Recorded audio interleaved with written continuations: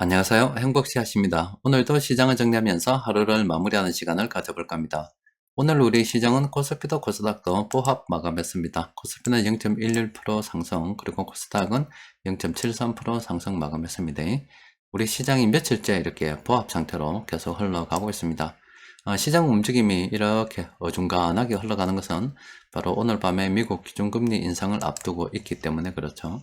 이번에 기준금리 인상은 0.75% 인상될 것이라고 시장에서는 이미 다 알고 있는 거고, 그러니까 현재 투자자들이 기다리고 있는 것은 파월 연준 의장이 기준금리 인상 관련해서 또 그리고 향후 경기 관련해서 어떤 이야기를 할 것인가, 그게 좀 주목을 하고자 하는 건데, 파월 연준 의장 역시도 어떻게 확답을 내리겠어요. 이번에 기준금리 인상을 하고 나면은 다음번까지 2달 정도 시간이 있는데, 이 기간에 어떤 일이 어떻게 벌어질지 알고 확정적으로 이야기를 할 수 있겠어요. 그래서 당분간 우리 같은 경우는 시장의 변동성이 커질 수밖에 없겠다, 이렇게 생각하시는 게 좋겠습니다.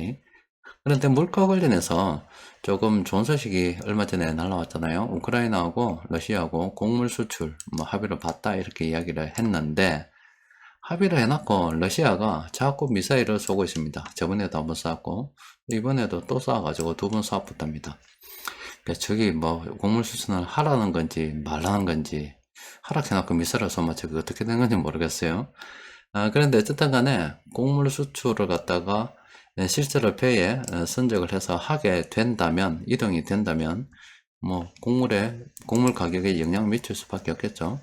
그래서 여기 원만하게 계속 어떻게 흘러갈는지 모르겠습니다만 불안불안하게 지금 물가가 관리되고 있는 그런 상황입니다. 그런데 이 물가보다도 또 하나 더 우리가 관심을 가져봐야 되는 게, 이게 향후 시장에 큰 영향을 미칠 것 같습니다. 지금 우리나라 같은 경우도 코로나 바이러스 확진자 수가 굉장히 빠른 속도로 늘어나고 있습니다. 그리고 우리나라뿐만이 아니라 지금 미국 그리고 다른 나라도 난립니다. 이 코로나 바이러스 확진자 수가 크게 늘어나고 있거든요. 관련해서 이거 투자적 관점에서는 의약품주 우리가 관심을 가지고 살펴봐야 됩니다. 또 그리고 또 개인적으로 봤어도 조금 조심을 해야 되겠죠. 뉴스 같은 거 보면은 가볍게 지나간다, 위중증으로 가는 경우가 좀 드물다, 그런 이야기를 하잖아요. 그런데 실제 걸린 사람들 이야기 들어보면은 절대 가볍지 않은가 봅니다. 오늘 제가 그 친구한테 전화를 했어요. 이제 7월달에 세금 문제도 있고 부가세 신고도 있고 이렇게 해서 전화를 해서 정보를 봤더니, 이 친구도 지금 세무사무소, 세무회계 사무소를 운영하고 있거든요. 이 친구도 굉장히 바쁜 달이잖아요. 그런데 사무실에 못 났다 그래요. 한 3일 정도 알아 누웠다 그럽니다. 그래서 내보고 코로나 바이러스 절대 걸리면 안 된다, 이번에 조심해라고, 이거 한번 걸리면 죽다 살아난다, 이런 이야기를 합니다. 건강한 친구고 예방접종 그 백신 같은 경우도 그 친구 다 맞았거든요. 그런데도 한번 걸리면 굉장히 심하게 아픈가 봅니다. 그래서 건강한 사람이 그 정도인데 정말로 좀 그렇지 않은 사람들 같은 경우는 진짜 골로 가겠다는 생각도 좀 듭니다. 아무쪼록 좀 건강 같은 경우도 좀 유의를 해야 될 것 같아요. 하여튼 투자적 관점에서는 의약품주 관심을 가지고 살펴볼 만합니다. 그리고 시장을 바라볼 때 오전에도 말씀드렸죠. 너무 감정적으로 바라보면 답이 없습니다. 좀 분석적 시각으로 바라볼 필요가 있어요. 지금 보시는 것은 오전에 여러분들께 보여드린 요게 인버스 관련이고, 인버스는 시장이 하락하면 수익이 나는 거잖아요. 요건 종합주가 지수이고, 그래서 인버스 쪽으로 이렇게 신호가 난다는 것은 앞으로 시장이, 인버스가 하락한다면 앞으로 시장이 상승하겠다, 그렇게 분석이 되는 건데, 이런 유사한 시점에 종합주가 지수를 보면 이건 사람들이 지금 두려워하고 있기 때문에 사야 된다, 이렇게 분석이 되잖아요. 이런 기간에는 2016년도 이런 기간 좀 긍정적으로 투자를 해 볼 만하죠.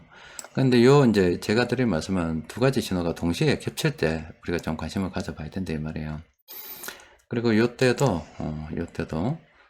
인버스에서는 지금 인버스가 상승한다, 이렇게 이제 코스피에서는 아이고 앞으로 이제 좀 떨어지니까 조심해라, 이렇게 분석이 동시에 되는 시기는 시장의 변곡점을 예상하고 좀 조심해야 될 필요가 있겠죠. 또 그리고 여기가는 종합주가 지수에는 별 일이 없었습니다만은 엄청나게 인버스에서 집중적으로 몰려가지고 앞으로 시장의 변동성을 예상했어요. 이런 구간 굉장히 조심해야 되고, 또 시장이 굉장히 하락하고 난 다음에 인버스에서 강력하게 상승을 갖다가 이야기하던 이런 시기들이 있었어요. 이런 구간은 저번에 파워 가이드에서도 100개 넘는 종목들이 집중적으로 몰려가지고 앞으로 상승 반전 신호가 발생되는 그런 시기였잖아요. 이런 것도 좀 우리가 신호로 활용할 필요가 있겠죠. 그리고 이런 구간 뭐 종합주가 지수에서는 별로 없었습니다만은 이때 파워 가이드를 보게 되면 하락 반전하는 종목들이 이때부터 서서히 늘어나기 시작하는 그런 시점이었고, 또 그리고 인버스 같은 경우도 강력하게 지금 사라고 이야기되는 그런 시점이었어요.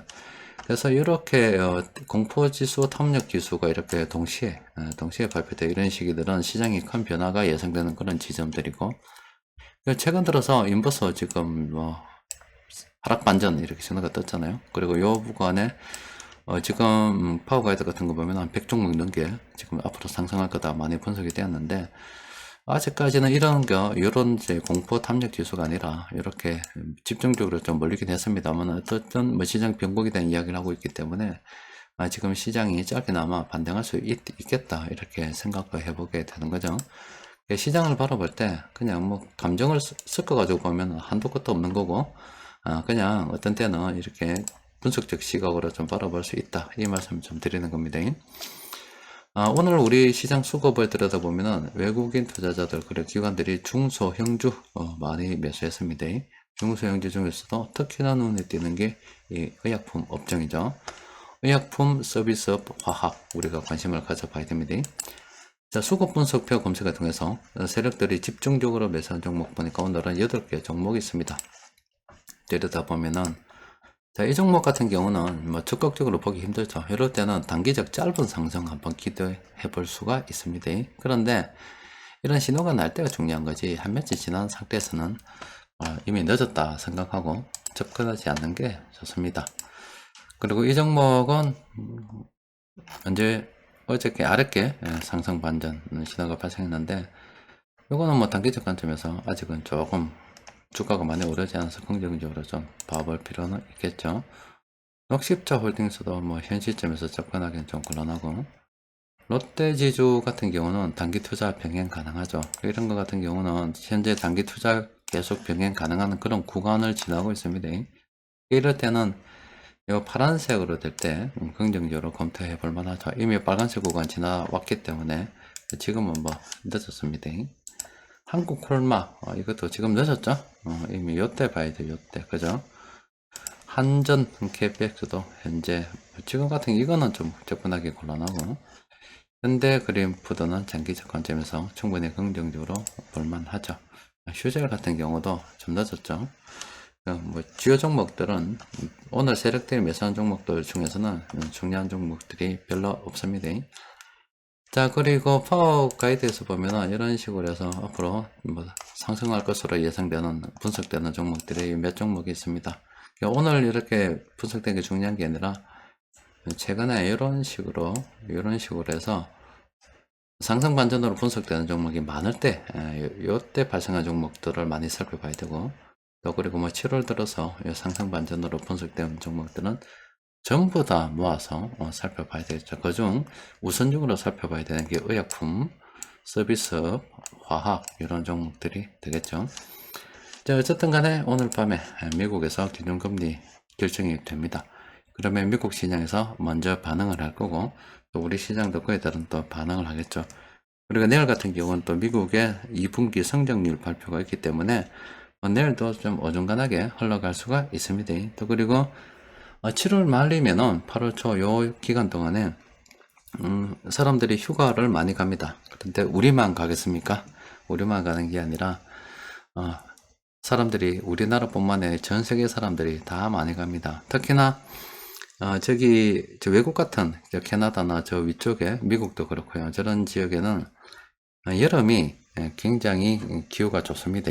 짧고 또 그 나머지 기간들은 참 살기가 힘든 그런 혹독한 기후 조건을 가지고 있죠. 그렇기 때문에 여름에 휴가 가려고 돈을 갖다가 모아서 뭐 1년을 산다 이런 사람들도 굉장히 많이 있습니다. 그 말은 뭐냐면은 지금 시기가 7월 말입니다. 8월 초고. 그래서 세력들도 놀러 간다고 정신이 없을 수가 있습니다. 그래서 대충 뭐 중요 의사결정권자들은 없을 수도 있어요. 잔챙이들만 남아서 시장에 휴가 못 가고 거의 보초 쓰듯이 있을 수도 있습니다. 그 세력들이 어떤 큰 의사결정을 내리기도 좀 곤란한 그런 상황이다 이 말입니다. 그러니까 뭐 시장은 뭐 관망하는 장세 계속 이어간다 이렇게 생각해 볼 수도 있습니다.